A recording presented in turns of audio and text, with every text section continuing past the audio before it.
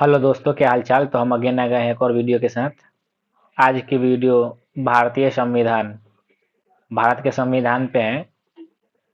भारत के संविधान से रिलेटेड क्वेश्चन है जो सारे कॉम्पिटिटिव एग्जाम्स में आते हैं और आएंगे, आगे भी आएंगे। तो ध्यान से करिएगा, इसके बाहर कोई भी प्रश्न नहीं जाएगा। तो आज चलते हैं आज के अपने पहले प्रश्न की ओर। तो आज का पहला प्रश्न है, भारतीय संविधान में भारत को कहा गया है।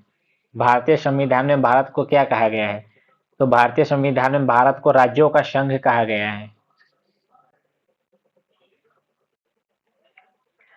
भारतीय संविधान में भारत को राज्यों का संघ कहा गया है। नेक्स्ट क्वेश्चन की तरफ चलते हैं। नेक्स्ट क्वेश्चन है, संविधान में भारत का दूसरा नाम क्या दिया गया है? तो संविधान में भारत का दूसरा नाम भारत दिया गया है। आप जैसे दूसरा नाम India, India that is Bharat. तो संविधान में भारत का दूसरा नाम भारत ही दिया गया है। नेक्स्ट क्वेश्चन पे चलते हैं। नेक्स्ट क्वेश्चन है, भारत में मूल संविधान में कुल कितने भाग हैं? या फिर भारत के मूल संविधान में कुल कितने भाग हैं? तो भारत के मूल संविधान में कुल 22 भाग हैं। कितने? भारत के मूल संविधान में कुल 22 भाग हैं। निम्न में से किसे संविधान की कुंजी की संज्ञा दी गई है? तो संविधान की कुंजी की संज्ञा उद्देशिका को दी गई है। उद्देशिका को भारतीय संविधान की कुंजी की संज्ञा दी गई है। नेक्स्ट पे चलते हैं। नेक्स्ट क्वेश्चन है, निम्न में से कौन भारतीय संविधान की प्रस्तावना का एक हिस्सा नहीं है? भारतीय संविधान की प्रस्तावना का एक हिस्सा नहीं है, वो संघवाद है। संघवाद भारतीय संविधान की प्रस्तावना का एक हिस्सा नहीं है, वरना धर्मनिरपेक्ष, समाजवाद तथा लोकतांत्रिक है। नेक्स्ट पे चलते हैं। नेक्स्ट क्वेश्चन है, संविधान सभा का गठन किसकी सिफारिश पर किया गया था? तो संविधान सभा का गठन मंत्रिमंडल मिशन योजना के तहत किया गया था। मंत्रिमंडल मिशन योजना के तहत संविधान सभा का गठन किया गया था। तो कल हमने इजी क्वेश्चन किए थे। आज लगभग 3 दिन और संविधान का प्रश्न चलेगा, आज, कल और परसों। उसके बाद नेक्स्ट टॉपिक पे चलेंगे। संविधान का सवाल सारे कॉम्पिटेटिव एग्जाम में 2 से 3 सवाल आते ही आते हैं, तो ध्यान से कीजिएगा और नोट जरूर कीजिएगा। नोट करने के बाद याद कीजिएगा, मैं लिख के देता हूँ, आप एक क्वेश्चन भी नहीं भूलेंगे। तो नेक्स्ट नेक्स्ट पे चलते हैं। नेक्स्ट क्वेश्चन है, भारत के संविधान सभा का संवैधानिक सलाहकार कौन था? तो भारत के संविधान सभा का संवैधानिक सलाहकार बी.एन. राव जी थे। कौन? बी.एन. राव भारत के संविधान सभा का संवैधानिक सलाहकार थे। नेक्स्ट क्वेश्चन है, संविधान की रूपरेखा किसने बनाई थी? तो संविधान की रूपरेखा डॉक्टर बी.आर. अंबेडकर जी ने बनाई थी। बी.आर. अंबेडकर जी द्वारा संविधान की रूपरेखा बनाई गई थी। नेक्स्ट क्वेश्चन है, दल रहित लोकतंत्र किसके द्वारा प्रस्तावित किया गया था? तो दल रहित लोकतंत्र जयप्रकाश नारायण के द्वारा प्रस्तावित किया गया था, या फिर ऐसे भी बोल सकते हैं जयप्रकाश नारायण द्वारा दल रहित लोकतंत्र प्रस्तावित किया गया था। नेक्स्ट क्वेश्चन है, संविधान की मसौदा समिति के समक्ष प्रस्तावना किसके द्वारा प्रस्तुत की गई थी?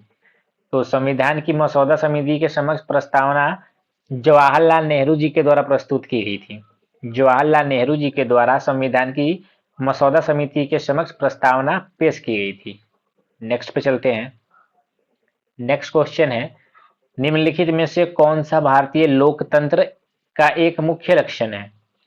तो संसद भारतीय लोकतंत्र का एक मुख्य लक्षण है, बाकी 3 नहीं है। तो इसका आंसर ऑप्शन नंबर सी होगा, संसद। नेक्स्ट क्वेश्चन है, मंत्री को किसका विश्वास खोने पर अपना त्यागपत्र देने के लिए कहा जाता है? मुख्यमंत्री। तो मंत्री को मुख्यमंत्री का विश्वास खोने पर अपने त्यागपत्र दिए जाने के लिए कहा जाता है। तो इसका उत्तर भी ऑप्शन नंबर सी ही होगा। नेक्स्ट पे चलते हैं। नेक्स्ट क्वेश्चन है, लोकतंत्र में सबसे महत्वपूर्ण व्यवस्था कौन सी होती है? तो लोकतंत्र की सबसे महत्वपूर्ण व्यवस्था राजनीतिक होती है। राजनीतिक लोकतंत्र में सबसे महत्वपूर्ण व्यवस्था होती है। नेक्स्ट क्वेश्चन है, भारतीय संविधान का कौन सा अनुच्छेद संसद को नागरिकता का अधिकार विनियमित करने की शक्ति देता है? तो अनुच्छेद 11। अनुच्छेद 11 संसद को नागरिकता का अधिकार विनियमित करने की शक्ति देता है। ऑप्शन नंबर डी इसका आंसर।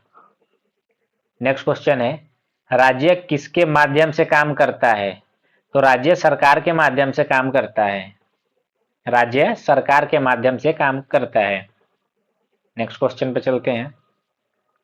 नेक्स्ट क्वेश्चन है, कोई व्यक्ति राज्य विधानमंडल का सदस्य हुए बिना अधिकतम कितने समय तक राज्य सरकार का मंत्री रह सकता है?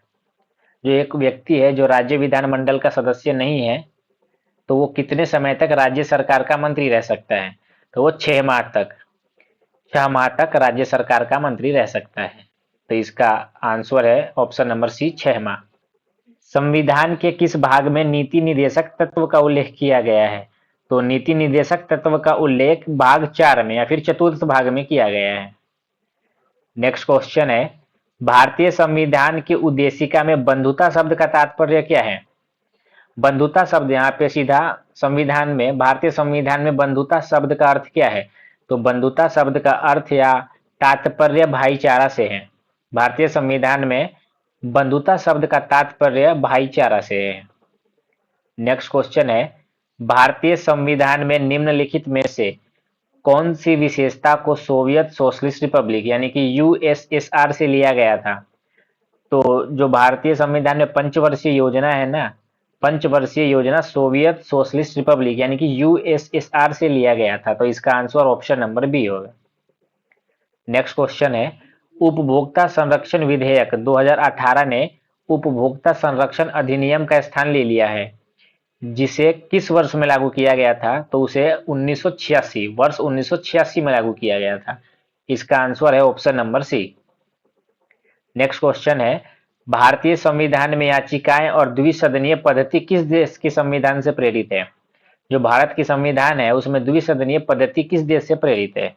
तो ये यूनाइटेड किंगडम से प्रेरित है। Option number D. Next question है, निम्नलिखित में से क्या भारत के संविधान की विशेषता नहीं है? ऑप्शन नंबर 4 ऑप्शन दिया गया है, तो इसमें से एक विशेषता नहीं है। तो एकात्मक प्रणाली भारतीय संविधान की विशेषता नहीं है। नहीं तो संघीयता, सत्ता का विभाजन तथा मूलभूत अधिकार भारतीय संविधान की विशेषता है। तो इसका आंसर ऑप्शन नंबर डी आएगा, एकात्मक प्रणाली। नेक्स्ट क्वेश्चन पे चलते हैं। नेक्स्ट क्वेश्चन है, भारत में एकल नागरिकता की अवधारणा को निम्न में से किस राष्ट्र के संविधान से आधार से अपनाया गया है? भारत में एकल नागरिकता की अवधारणा को निम्नलिखित में से किस राष्ट्र के संविधान के आधार पर अपनाया गया है? तो यूनाइटेड किंगडम के संविधान के आधार पर अपनाया गया है। इसका आंसर ऑप्शन नंबर ए आएगा, यूनाइटेड किंगडम। नेक्स्ट पे चलते हैं। नेक्स्ट क्वेश्चन है, भारत के राष्ट्रपति को पद से हटाने के लिए संसद द्वारा कौन सा प्रस्ताव पारित किया जाता है? अगर राष्ट्रपति अपने पद पे है तो उसे हटाने के लिए कौन सा प्रस्ताव पारित किया जाता है? तो राष्ट्रपति को हटाने के लिए महाभियोग प्रस्ताव पारित किया जाता है। तो ये थे हमारे आज के प्रश्न। आशा करता हूँ अच्छे लगे होंगे। अच्छे लगे होंगे तो लाइक शेयर सब्सक्राइब जरूर कीजिएगा। मिलते हैं कल एक और नई वीडियो के साथ। तब तक के लिए राधे राधे।